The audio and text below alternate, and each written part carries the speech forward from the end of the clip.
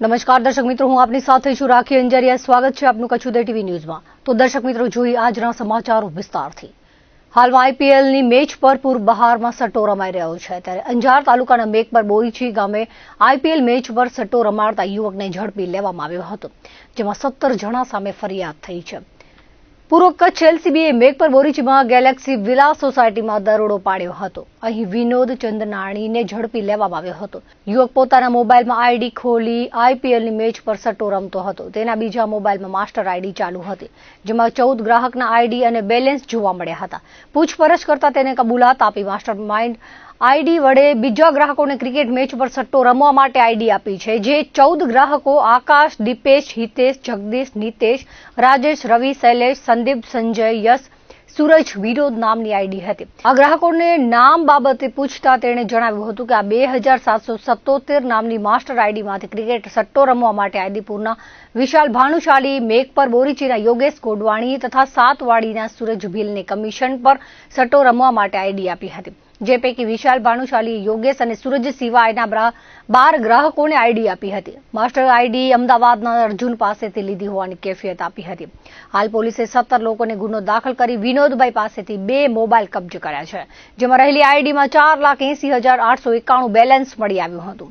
Anjar police સ્ટેશનમાં એલસીબીએ ગુનો દાખલ કરાવી આગળની તપાસ પોલીસે હાથ ધરી છે। બિદડા ગામે ગ્રામ પંચાયતની બાજુમાં આઈપીએલની મેચ પર સટ્ટો રમતા યુવકને ઝડપી લેવામાં આવ્યો હતો।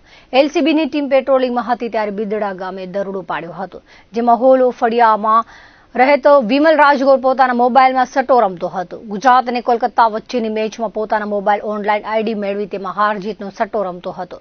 મોબાઈલ તપાસ આઈડીમાં 8,155 બેલેન્સ મળી આવ્યું હતું। આઈડી મુન્દ્રાના ગોપાલ ગઢવી પાસેથી મેળવી હતી, જેથી બંને સામે કોડાઈ પોલીસમાં જુગાર ધારાનો ગુનો દાખલ કરવામાં આવ્યો હતો।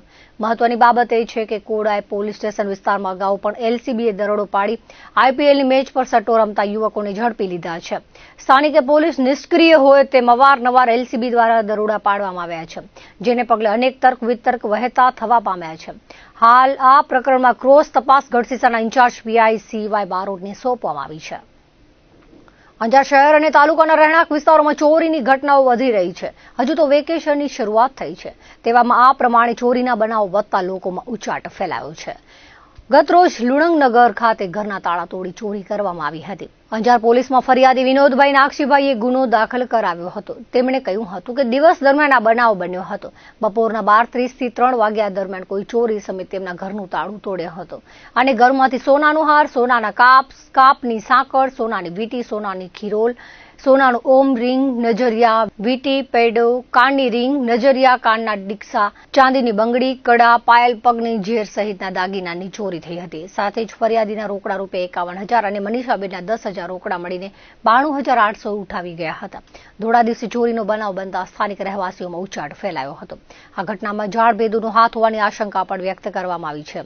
હાલ અંજાર પોલીસે ગુનો દાખલ કરી વિવિધ દિશાઓમાં તપાસ તેજ કરી છે। મુન્દ્રામાં હાલ સ્થાનિક પ્રશાસન દ્વારા દબાણ ઝુંબેશ ચાલુ છે। મુન્દ્રા પ્રાંત અધિકારી ભગીરથસિંહ ઝાલા, મામલતદાર કલ્પનાબેનની ઉપસ્થિતિમાં મુન્દ્રાની અદાણી વિલમાર કંપની સામે આવેલ પાકી દુકાનો અને ઓરડીઓ પર બુલડોઝર ફેરવવામાં આવ્યું હતું। પીએ રાકેશ ઠુમ્મરની આગેવાનીમાં પીએસઆઈ મનોજ આદરેજિયા, પીએસઆઈ ગોસ્વામી તેમજ પોલીસ સ્ટાફે બંદોબસ્ત ગોઠવ્યો હતો। બપોર સુધીમાં 27 જેટલી પાકી ઓરડીઓ અને દુકાનો તોડીને જમીન ખુલ્લી કરાવી હતી। સાંજ સુધી દબાણ ઝુંબેશ ચાલશે એમ સ્થળ પર મામલતદાર કલ્પનાબેને જણાવ્યું હતું। પશ્ચિમ કચ્છ પોલીસ દ્વારા ગુનાહિત ઇતિહાસ ધરાવતા તત્વો સામે કાર્યવાહી કરવામાં આવી રહી છે, જેના ભાગરૂપે ખાવડા પોલીસ સ્ટેશન વિસ્તારમાં વધુ એક હિસ્ટ્રી સીટર દ્વારા કરવામાં આવેલા દબાણ પર બુલડોઝર ફરી વળ્યું હતું। ગુનાહિત ઇતિહાસ ધરાવતા ઇસમ દ્વારા વન વિભાગની જમીન પર વાડાબંધી કરવામાં આવી હતી। આ ઉપરાંત રહેણાંક માટે મકાન પણ બનાવી દેવામાં આવ્યું હતું। ભુજ તાલુકાના સરગુ ગામની બન્ની વિસ્તારની ફોરેસ્ટ હસ્તકની જમીન પર ગુનાહિત ઇતિહાસ ધરાવતા આરોપી લિયાકત અલી રસેદુલ્લાનોડે દબાણ કરી રહેણાંકનું મકાન અને વાડો બનાવી દીધો હતો। આ આરોપી વિરુદ્ધ કચ્છ, બનાસકાંઠા અને અમદાવાદ જિલ્લામાં 5 થી વધુ ચીટિંગના ગુના દાખલ થયેલ છે। પશ્ચિમ કચ્છ પોલીસે ફોરેસ્ટ હસ્તકની જમીન પર કરવામાં આવેલ વાડા અને મકાનરૂપી દબાણને તોડી પાડી જમીન દબાણ મુક્ત કરાવી હતી। પોલીસ દ્વારા કરવામાં આવી રહેલી ધાક બેસાડતી કામગીરીથી કચ્છના ગુનાહિત ઇતિહાસ ધરાવતા તત્વોમાં ભારે ફફડાટ ફેલાઈ ગયો છે। કચ્છ સહિત રાજ્યમાં ગ્રામ પંચાયતની ચૂંટણીના ભણકારા વાગી રહ્યા છે. આવનાર દિવસોમાં ગ્રામ પંચાયતોની ચૂંટણી જાહેર થવાની સંભાવના વચ્ચે જિલ્લા કલેક્ટર આનંદ પટેલ દ્વારા કચ્છની મુદત વીતી ગયેલ તથા વિભાજિત થયેલી 166 ગ્રામ પંચાયત માટે સરપંચ પદનું રોટેશન જાહેર કર્યું છે. ગુજરાત પંચાયત અધિનિયમ કલમમાં સુધારો કરી 27% ઓબીસી અનામતની જોગવાઈ કરાઈ છે, જેનો અમલ આ રોટેશનમાં કરવામાં આવ્યો છે. જિલ્લામાં 152 ગ્રામ પંચાયતની સામાન્ય ચૂંટણી, વિભાજન થયેલી 9 ગ્રામ પંચાયત, વિસર્જન થયેલ 3 ગ્રામ પંચાયત અને અન્ય 2 સહિત 166 ગ્રામ પંચાયતની ચૂંટણી આગામી દિવસોમાં યોજાશે. મુન્દ્રા કોંગ્રેસ દ્વારા માર્ગ મકાન વિભાગે મંજૂર થયેલા રસ્તાઓની કામગીરી હજી કરાઈ નથી, જેથી નાયબ ઇજનેર હારૂન ખાનને આવેદનપત્ર પાઠવ્યું હતું. છેલ્લા કેટલાક વર્ષોથી મુન્દ્રા તાલુકાના વિવિધ ગામોમાં રસ્તાઓ જર્જરિત છે. ખાડાઓ તેમજ ભંગાર રસ્તાઓના કારણે અકસ્માતોનું પ્રમાણ વધ્યું છે. અનેકવાર મૌખિક અને લેખિત રજૂઆતો કરવી હોવા છતાં 7 થી 8 મહિના પહેલા મંજૂર થયેલા રસ્તાઓના કામ હજી સુધી મંજૂરી મળ્યા બાદ પણ કામ ચાલુ કરાયું નથી.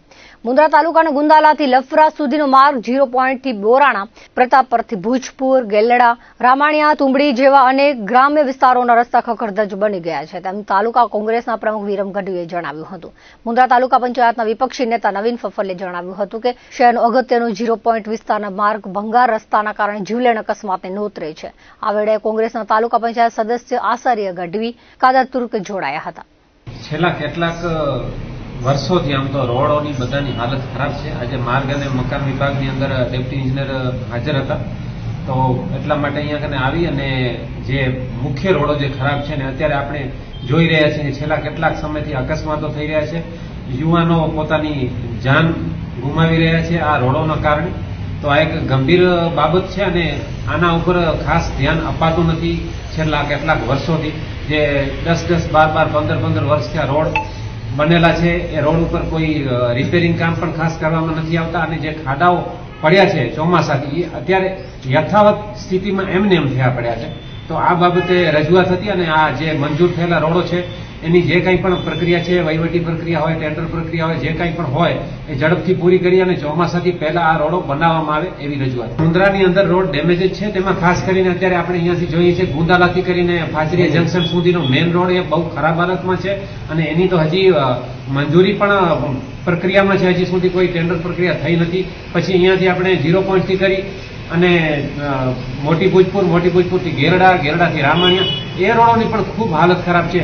એ ગામના લોકો, ગેરડાના લોકો બિચારા 4-4 વાર પત્રકારોને બોલાવી પોતે ભેગા થઈ અને મીડિયા મારફતે રજૂઆતો કરે છે, પરંતુ કોઈ સાંભળતું નથી આમની રજૂઆત અને વારે ઘડી આ તકલીફો ઊભી જ છે રોજની.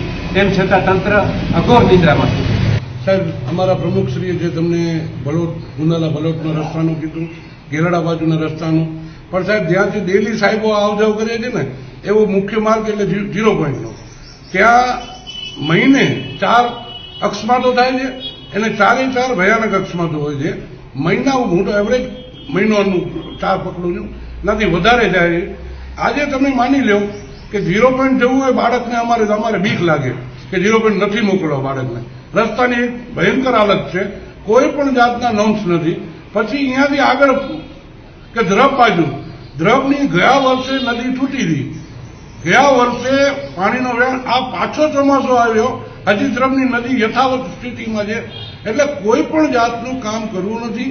વહીવટી તંત્ર નિંદરમાં છે ને જે અહીંયા એમના માટે બનેલા ધારાસભ્યશ્રી હોય કે પછી અહીંયાના જે પણ વ્યવસ્થાપક બધા ઘોર નિંદ્રામાં છે. કોઈ પણ જાતનું કામ થતું નથી.